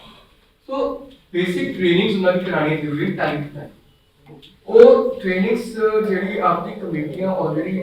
ਬਣੀਆਂ ਹੋਈਆਂ ਨੇ, ਉਹਨਾਂ ਦੇ ਗਾਈਡਲਾਈਨਸ ਬਣੀਆਂ ਨੇ, ਉਸਦੇ ਬੇਸ ਤੇ ਕਰਾ ਸਕਦੇ ਹੋ, ਜਾਂ ਆਪ ਇਲਾਕੇ ਦੇ ਹਿਸਾਬ ਨਾਲ ਕਰਾ ਸਕਦੇ ਹੋ। ਜਿਵੇਂ ਫੋਰ ਐਗਜ਼ਾਮਪਲ ਇੰਡੀਆ ਦੀ ਗੱਲ ਨਹੀਂ ਕਰਦੇ, ਬਾਹਰ ਵਿੱਚ ਯੂਕੇ ਦੀ ਕਰਦੇ, ਹੁਣ ਉੱਥੇ ਇੰਗਲਿਸ਼ ਜ਼ਿਆਦਾ ਹੈ। ਹੁਣ ਜੇ ਇੱਕੋ ਸਿੰਘ ਉੱਥੇ ਸੇਵਾ ਕਰਨ ਗਏ ਪਰ ਉਹਨਾਂ ਨੂੰ ਇੰਗਲਿਸ਼ ਨਹੀਂ ਆਉਂਦੀ ਤੇ ਉਹ ਕਾਮਯਾਬ ਹੋ ਪਾਉਣਗੇ ਨਹੀਂ। ਉਹ ਇੱਕ ਹੱਦ ਤੱਕ ਹੋ ਸਕਣਗੇ ਕਿ ਠੀਕ ਹੈ, ਜਿਹੜੀ ਉੱਥੇ ਵੱਡੇ ਨੇ ਪੰਜਾਬੀ ਬੋਲਦੇ ਨੇ ਜਾਂ ਸਮਝਦੇ ਨੇ ਉਹਨਾਂ ਦੀ ਚਲੋ ਗੱਲ ਕਰ ਲਈ, ਗੁਰਮੁਖੀ ਜਾਣਦੇ ਨੇ, ਜਿਹੜੇ ਨਵੀਂ ਪਨੀਰੀ ਹੈ ਉਹਦੇ ਨਾਲ ਉਹ ਕਿਵੇਂ ਕੋਆਰਡੀਨੇਟ ਕਰਦੇ। ਤਾਂ ਤੁਸੀਂ ਲੋਕਾਂ ਨੇ ਨੋਟ ਕੀਤਾ ਹੋਏਗਾ ਕਿ ਜਿੰਨੇ ਰਾਗੀ ਸਾਹਿਬਾਨ ਜਾਂ ਜਿਹੜੇ ਸਾਡੇ ਕਥਾਵਾਚਕ ਬਾਹਰ ਜਾਂਦੇ ਉਹ ਇੰਗਲਿਸ਼ ਵਰਡਸ ਯੂਜ਼ ਕਰਨੇ ਸ਼ੁਰੂ ਹੋ ਗਏ। आपने नोट किया कि वो अपनी कथा ਦੇ ਵਿੱਚ ਇੰਗਲਿਸ਼ ਦੇ ਵਰਡਸ ਯੂਜ਼ ਕਰਕੇ ਮੀਨਿੰਗ ਦੇਣੇ ਸ਼ੁਰੂ ਹੋ ਗਈ ਜੋ ਅੱਛਾ ਹੈ ਕਿਉਂਕਿ ਤੁਹਾਨੂੰ ਵਿਦ ਟਾਈਮ ਚੇਂਜ ਲਿਆਉਣਾ ਪੈਂਦਾ ਹੈ ਇਹੀ ਚੇਂਜ ਤੁਹਾਨੂੰ ਦੇਖਣਾ ਹੈਗਾ ਦੂਜਾ ਕੁਆਲਿਟੀ ਚੈੱਕ ਕਰਨਾ ਹੈ ਉਹਨੂੰ ਜਦੋਂ ਤੁਸੀਂ ਉਹਨੂੰ ਕਹਿੰਦੇ ਹੋ ਕਿ ਬਈ ਉਹਨੂੰ ਕਿੰਨੀ ਨੌਲੇਜ ਹੈ ਤੁਸੀਂ ਵਕਤ ਟਾਈਮ ਟੂ ਟਾਈਮ ਚੈੱਕ ਕਰੋ ਕਿਉਂਕਿ ਆਬਵੀਅਸਲੀ ਜਦੋਂ ਇੱਕ ਨਵਾਂ ਬੰਦਾ ਆਉਂਦਾ ਉਹਨੂੰ ਨਹੀਂ ਪਤਾ ਹੁੰਦਾ ਕੰਪਨੀ 'ਚ ਇੱਕ ਨਵਾਂ ਬੰਦਾ ਤੁਸੀਂ ਲੈਂਦੇ ਹੋ ਉਹਨੂੰ ਪਹਿਲੇ ਟ੍ਰੇਨਿੰਗ ਦਿੰਦੇ ਆ ਉਹਨੂੰ ਸਮਝਾਉਂਦੇ ਆ ਕਿ ਬਈ ਕਿਵੇਂ ਕੰਮ ਕਰਨਾ ਹੈ ਹੁਣ ਜਿਵੇਂ ਫੋਰ ਐਗਜ਼ਾਮਪਲ ਇੱਕ ਨਲਕੀ ਦੀ ਕੰਪਨੀ ਹੈ ਉਹਨੇ ਟੂਟੀਆਂ ਬਣਾਈਆਂ ਉਹਨੂੰ ਪਾਲਿਸ਼ ਕਰਨਾ ਹੈ ਉਹਨੂੰ ਨਵਾਂ ਬੰਦਾ ਰੱਖਿਆ ਉਹਨੂੰ ਕੀ ਪਤਾ ਪਾਲਿਸ਼ ਨਹੀਂ ਕਰਨਾ ਤੂੰ ਦੱਸ ਦਿੰਦੇ ਤੂੰ ਇਹ ਪ੍ਰੋਪਰ ਉੱਤੇ ਬੈ ਇਹ ਵਾਲੀ ਪਾਲਿਸ਼ ਲਾ ਕੇ ਇਹਨੂੰ ਪਫ ਮਾਰ ਤੇ ਉਹ ਚਮਕ ਜਾਏਗਾ ਹੁਣ ਇੱਕ ਵਾਰ ਤਾਂ ਟ੍ਰੇਨ ਹੋ ਗਿਆ ਹੁਣ ਉਹਨੂੰ ਚੈੱਕ ਵੀ ਤਾਂ ਕਰਨਾ ਕਿ ਠੀਕ ਕਰ ਰਿਹਾ ਨਹੀਂ ਕਰ ਰਿਹਾ ਤੁਸੀਂ ਟ੍ਰੇਨਿੰਗ ਦਿੱਤੀਆਂ ਉਸ ਤੋਂ ਬਾਅਦ ਉਹਨੂੰ ਚੈੱਕ ਕਰੋ ਇੰਚ ਤੁਹਾਡੀ ਆਸਤਾ ਆਸਤਾ ਵਰਕਿੰਗ ਹੋਏਗੀ ਪਰ ਹਾਂ ਥੋੜਾ ਔਖਾ ਕੰਮ ਹੈ ਕਿਉਂਕਿ ਗੁਰਦੁਆਰਾ ਸਾਹਿਬਾਨ ਦਾ ਆਸਤਾ ਆਸਤਾ ਰਵੱਈਆ ਬਦਲ ਰਿਹਾ ਜੋ ਮੈਨੇਜਰਸ ਨੇ ਜਿਵੇਂ ਜਿਵੇਂ ਯੰਗਸਟਰਸ ਅੱਗੇ ਆ ਰਹੇ ਚੇਂਜ ਆ ਰਹੇ ਪਰ ਇਹ ਵੀ ਕਿ ਅੱਜ ਸਾਨੂੰ ਲੋੜ ਹੈ ਜਿਹੜੀ ਤੁਹਾਡੀ ਗੱਲ ਹੈ ਬਹੁਤ ਜ਼ਰੂਰੀ ਹੈ ਕਿ ਸਾਨੂੰ ਹਰ ਲੈਵਲ ਤੇ ਗੁਰਬਾਣੀ ਦੇ ਨਾਲ ਨਾਲ ਜਿਹੜੀ ਸਾਡੀ ਹੋਰ ਐਜੂਕੇਸ਼ਨਸ ਨੇ ਹੋਰ ਜਿਹੜੇ ਸਾਡੀ ਫੀਲਡਸ ਨੇ ਉਹਨਾਂ 'ਚ ਵੀ ਇਹਨਾਂ ਨੂੰ ਟ੍ਰੇਨ ਕਰਨ ਦੀ ਲੋੜ ਹੈ ਕਿਵੇਂ ਲੋਕਾਂ ਨਾਲ ਗੱਲ ਕਰਨੀ ਹੈ ਅਦਬ ਕੀ ਹੁੰਦਾ ਹੈ ਕਿਵੇਂ ਕਿਉਂਕਿ ਸੰਗਤ ਤੁਸੀਂ ਮੇਨ ਕੰਮ ਕਰ ਰਹੇ ਹੋ ਸੰਗਤ ਦੇ ਨਾਲ ਇੱਕ ਹਿਊਮਨ ਦੇ ਨਾਲ ਇੱਕ ਆਦਮੀ ਦੇ ਨਾਲ ਇੱਕ ਇਮੋਸ਼ਨਸ ਦੇ ਨਾਲ ਖਾਸ ਕਰ ਉਹ ਐਸੀ ਆਰਗੇਨਾਈਜੇਸ਼ਨ ਹੈ ਜਿੱਥੇ ਆਦਮੀ ਆਂਦਾ ਹੈ ਆਪਣੇ ਦੁੱਖਾਂ ਨੂੰ ਰੱਬ ਦੇ ਅੱਗੇ ਰੱਖਣ ਲਈ ਔਰ ਕੁਝ ਪਾੜ ਨਹੀਂ ਔਰ ਐਸੇ ਬੰਦੇ ਨੂੰ ਜੇ ਤੁਸੀਂ ਆਪਣਾ ਦੁਤਕਾਰ ਦਿਓਗੇ ਤੇ ਉਹ ਹੋਰ ਟੁੱਟ ਕੇ ਜਾਏਗਾ ਆਪਣੇ ਨਾਲ ਚਾਰ ਗੁਰੂ ਖਰਾਬ ਕਰੇਗਾ ਸੋ ਉਹ ਗੁਰੂ ਨਾਲ ਜੁੜਿਆ ਨਹੀਂ ਗੁਰੂ ਤੋਂ ਟੁੱਟ ਗਿਆ ਉਹਨੂੰ ਗੁਰੂ ਨਾਲ ਜੋੜਨ ਦਾ ਕੰਮ ਉੱਥੇ ਦੀ ਟੀਮ ਦਾ ਹੁੰਦਾ ਹੈ ਸੋ ਇਹ ਇੱਕ ਕੰਮ ਹੈ ਹੋਰ ਕੋਈ ਕੁਐਸਚਨ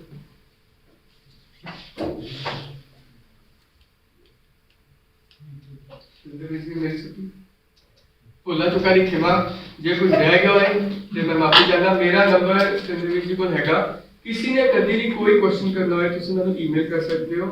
ਵੀਰ ਜੀ ਕੋਲ ਸਭ ਕੁਝ ਹੈ ਇਹਨਾਂ ਦਾ ਮੈਂ ਧੰਨਵਾਦ ਕਰਦਾ ਕਿ ਪਿਛਲੇ ਅੱਜ ਅਸੀਂ 15 ਦਿਨ ਤੋਂ ਇੱਕ ਦੂਜੇ ਨਾਲ ਕੋਆਰਡੀਨੇਸ਼ਨ ਚ ਔਰ ਅੱਜ ਸਵੇਰੇ ਆ ਕੇ ਨਾ ਤੁਸੀਂ ਕੀਤਾ ਵਕਤ ਤੋਂ ਪਹਿਲੇ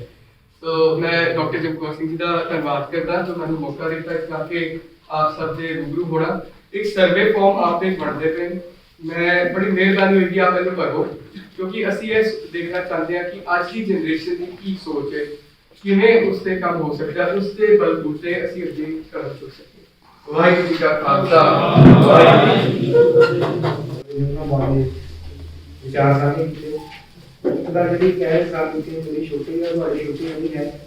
ਤੁਸੀਂ ਹਮੇਸ਼ਾ ਸਾਡਾ ਅੰਗ ਬਣ ਕੇ ਵਿਚਰਨਾ ਹੈ ਔਰ ਧੰਨਵਾਦ ਸਭ ਤੋਂ ਪਹਿਲਾਂ ਡਾਕਟਰ ਜਗਮੋਹਨ ਸਿੰਘ ਜੀ ਦਾ ਬਣਦਾ ਕਿ ਜਦੋਂ ਮੈਨੇਜਮੈਂਟ ਦਾ ਕੋਰਸ ਸ਼ੁਰੂ ਹੋਇਆ ਤੇ ਬੜੀਆਂ ਅਸੀਂ ਕਿਤਾਬਾਂ ਲੱਭਦੇ ਸੀ ਸਾਡੇ ਕੋਲ ਬੜੇ ਔਖੇ ਨਾਮ ਸਨ ਵਿਦੇਸ਼ ਦੇ ਅਫਸਰ ਸਨ ਜਿਨ੍ਹਾਂ ਨੇ ਮੈਨੇਜਮੈਂਟ ਦੀ ਗੱਲ ਕੀਤੀ ਤੇ ਲੱਭਦੇ ਲਗਾਉਂਦੇ ਆ ਡਾਕਟਰ ਸਾਹਿਬ ਨੂੰ ਨੈਟਵਰਕ ਤੋਂ ਕਿਤਾਬ ਮਿਲੀ ਡਾਕਟਰ ਪੁੰਨਪ੍ਰੀਤ ਸਿੰਘ ਜੀ ਦੀ ਅੰਡਰਸਟੈਂਡਿੰਗ ਗੁਰੂ ਨਾਨਕ ਮੈਨੇਜਮੈਂਟ ਉਹ ਕਿਤਾਬ ਮੰਗਵਾਈ ਵੀ ਅਸੀਂ ਉਸ ਕਿਤਾਬ ਦੇ ਦਰਸ਼ਨ ਵੀ ਕੀਤੇ ਬੜੀਆਂ ਚੀਜ਼ਾਂ ਉਹਦੇ ਵਿੱਚ ਨਵੀਆਂ ਸਨ ਕਿ ਇਤਿਹਾਸ ਦੇ ਐਂਗਲ ਤੋਂ ਅਸੀਂ ਧਰਮ ਨੂੰ ਜਾਣ ਲਿਆ ਰੂਹਾਨੀਅਤ ਦੇ ਨਜ਼ਰੀਏ ਤੋਂ ਅਸੀਂ ਧਰਮ ਨੂੰ ਜਾਣਦੇ ਆ ਪ੍ਰਬੰਧ ਦੇ ਨਜ਼ਰੀਏ ਤੋਂ ਵੀ ਅਸੀਂ ਧਰਮ ਨੂੰ ਸਮਝਣ ਦਾ ਜਦੋਂ ਯਤਨ ਕਰਦੇ ਆ ਤਾਂ ਸਾਰੀਆਂ ਗੱਲਾਂ ਟਾਈਮ ਮੈਨੇਜਮੈਂਟ ਦੀਆਂ ਕੋਆਰਡੀਨੇਸ਼ਨ ਦੀਆਂ ਜਾਂ ਹੋਰ ਜਿਹੜੀਆਂ ਬੇਸ ਆ ਜਿਹੜਾ ਮੈਨੇਜਮੈਂਟ ਦਾ ਉਹ ਸਾਰਾ ਸਾਨੂੰ ਗੁਰਬਾਣੀ ਦੇ ਵਿੱਚੋਂ ਮਿਲਦਾ ਹੈ ਅਲੱਗ-ਅਲੱਗ ਵਿਸ਼ਿਆਂ ਨਾਲ ਸੰਬੰਧਿਤ ਐਕਸਪਰਟ ਜਿਹੜੇ ਨੇ ਉਹ ਸਾਡੇ ਕੋਲੇ ਆਉਣ ਔਰ ਅਸੀਂ ਉਹਨਾਂ ਦੇ ਐਕਸਪੀਰੀਅੰਸ ਤੋਂ ਔਰ ਉਹਨਾਂ ਦੀ ਨੌਲੇਜ ਤੋਂ ਲਾਹਾ ਪ੍ਰਾਪਤ ਕਰੀਏ ਉਸੇ ਸਿਲਸਿਲੇ ਦੇ ਵਿੱਚ ਡਾਕਟਰ ਪੁੰਨਪ੍ਰੀਤ ਸਿੰਘ ਸਾਡੇ ਪਾਸ ਆਏ ਨੇ ਦਿੱਲੀ ਤੋਂ ਚੱਲ ਕੇ ਇਹਨਾਂ ਨੂੰ ਜੀ ਆਇਆਂ ਵੀ ਆ ਤੇ ਇਹਨਾਂ ਦਾ ਬਹੁਤ ਧੰਨਵਾਦ ਵੀ ਆ ਕਿ ਬਹੁਤ ਦੂਰੋਂ ਚੱਲ ਕੇ ਸਾਡੇ ਕੋਲ